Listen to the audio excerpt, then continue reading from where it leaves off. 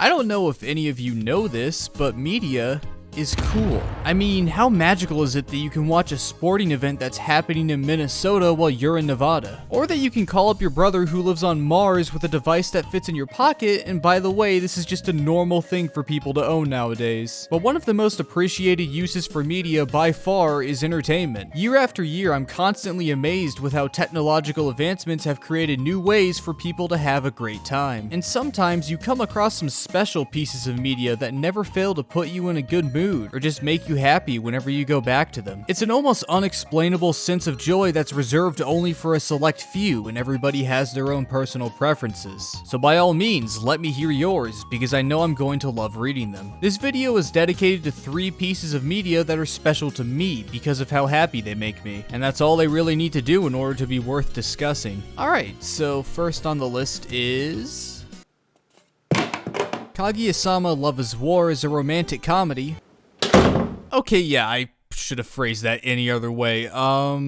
Okay, I've got it. Kaguya-sama Love is War is the most consistently funny show I've ever seen. I've considered making a full video about it, as it's one of my favorites, but I honestly don't think I can add much value to something as airtight as Love is War is. Here's something I can say though. This show had me cracking a smile during the first few minutes that didn't come off until season 2 finally came to a close. Love is War is about the student council of a prestigious private school in Tokyo, specifically the president Miyuki Shirogane and the Vice President Kaguya Shinomiya. In the short time they spend on the council together, they develop feelings for each other. However, they're so douchey that instead of confessing like normal people would, they engage in psychological warfare to coax a confession out of the other person. I wish good luck to anyone out there who tries to write a romantic story, because you're on thin ice the second you start brainstorming. Will they, won't they tension can only last for so long, and too much meandering gets annoying really fast. So eventually you have to give in to the audience's demands and forge a relationship. But if your 2 leads get together, you need to find new ways to tell a story. This is where side characters in the love octodecagons start as the melodrama slowly rises to dangerously unsafe levels. Okay, Jeffrey, I asked you to buy me a Tootsie Roll, and you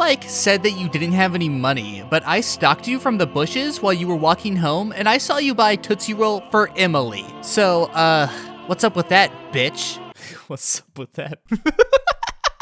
Love is War breaks all of these poor writing habits by ingeniously making the thrill of the chase the most interesting part of these two's relationship. Most of the comedy from this show comes from the gross misunderstandings and the insane lengths these two go to outsmart each other. I'd be content with never seeing them get together, because I just want to keep watching each diabolical scheme unfold. The absurd comedy is right up my alley, and it's perfectly enhanced by some of the greatest editing and voice acting I've ever experienced. Every single character is instantly lovable from the second they step on screen, and they play off of each other extraordinarily well. Chika Fujiwara is the bubbly airhead who proves to be an excellent foil for Miyuki and Kaguya. Yu Ishigami is the soul and computer nerd who is quite possibly the best character in the show thanks to his role in the last few episodes of season 2. Miko Ino is the no-nonsense freshman who plays the straight man to the student council's crazy antics. The narrator is surprisingly responsible for some of the best jokes in the show, and is perfectly cast as the guy who makes mundane conversations feel like a JoJo battle. And speaking of which, Miyuki's dad is Dio, and he says, "I'm your sugar daddy" to his son. How could I not be happy while watching this show? There's a scene where a guy comes to the student council just to brag about his girlfriend, and the 2 guys listening to him take turns threatening to kill him with a roll of toilet paper. Plus, if you take away the amazing comedic writing, you're left with the wholesome story of 2 brilliant idiots who don't have a clue about what they're doing. And as time has gone on, I've slowly come to realize that wholesome slice of life is kind of my thing. So all in all, 2 out of 10 at best, but it gets a pass because it makes a reference to Dark Souls in season 2. Speaking of which...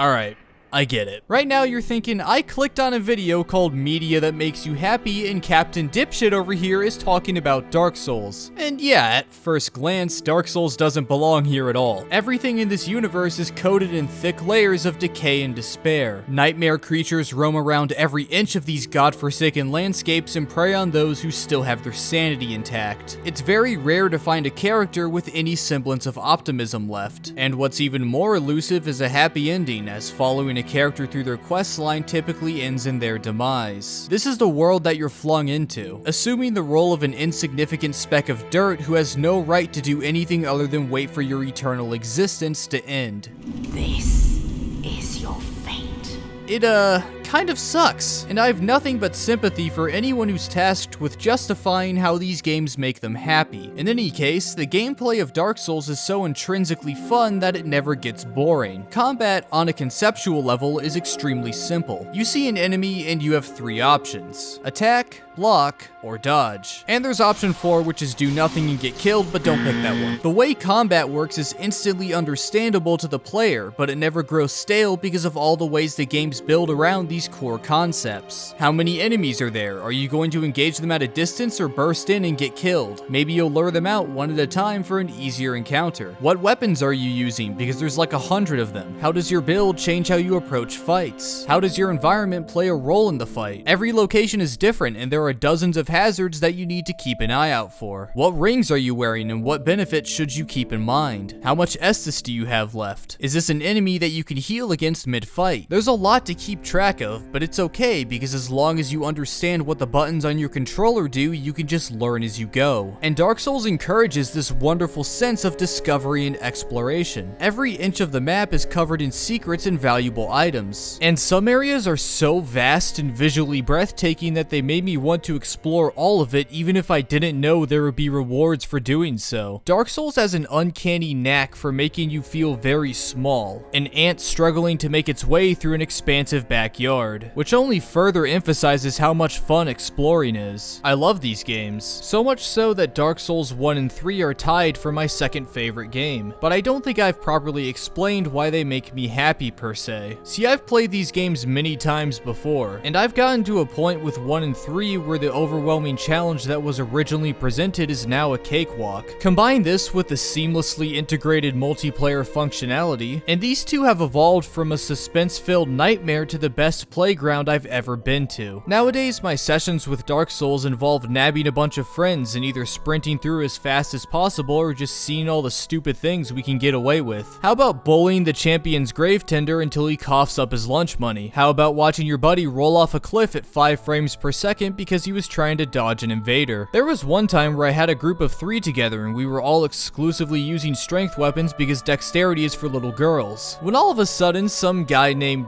Dexcat has the gall to invade. You can guess what happened next.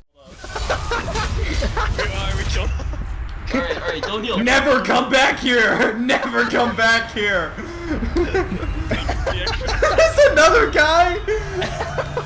And by the way, all 3 of these moments were from the same play session. It doesn't work perfectly, it's a hassle to set up sometimes, and there are definitely some questionable design decisions, like not letting phantoms collect items they haven't found yet, but when the multiplayer is firing on all cylinders, it elevates an already great game series into one of my all-time favorites. And since we're on the topic of multiplayer,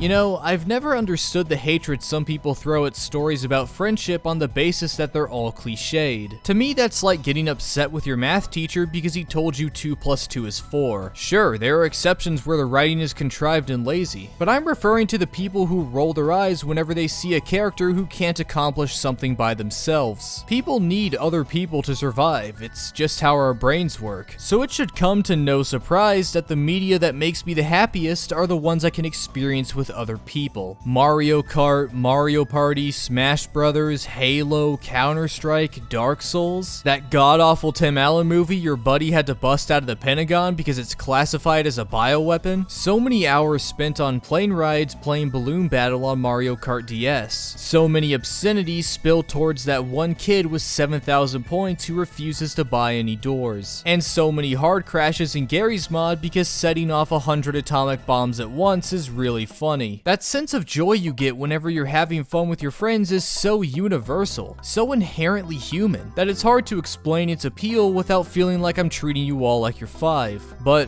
what if for one reason or another, there aren't any people available? You might be thinking, I didn't have any friends to do stuff with, or I still don't today, and that couldn't be further from the truth. Because, while they aren't even close to a suitable replacement for a real person, there are plenty of pieces of media that can partially fill that void. Be that shoulder to cry on. Look up a video about a movie or a game that's special to you and search the comments for someone saying this really helped me through a rough time in my life. They shouldn't be very hard to find, and that's because media has that power to get people emotionally invested. The reason so many 20 or 30 somethings cry like little kids while watching the credits for Mario 64 is because it's one of the few things left that remind them that they were kids. Take that to be as depressing as you like, but personally I think that's pretty beautiful. When I said that media was cool, it wasn't just because of how far technology has been pushed. It's because media has the ability to pick others up, to inspire someone to make something themselves. And what's even cooler is it has a knack for bringing people together. If you meet someone who likes the same thing as you and you start talking to each other, guess what? You just made a new friend. I met one of my best friends over 4 years ago in a game of Counter-Strike. So all in all, when it comes to media that makes me the happiest, I think it has to be the ones that have brought me closer to somebody else, whether they're friend or family. So don't just play games or watch movies or read books, talk to people about them, because I'm sure they'd love to get to know you better. I guess the overall point of this video is I just wanted to talk about stuff that makes me happy, and hopefully encourage others to do the same, because it turns out life is way more fun when you aren't aggressively emptying your ass all over everything you see. Thanks for watching.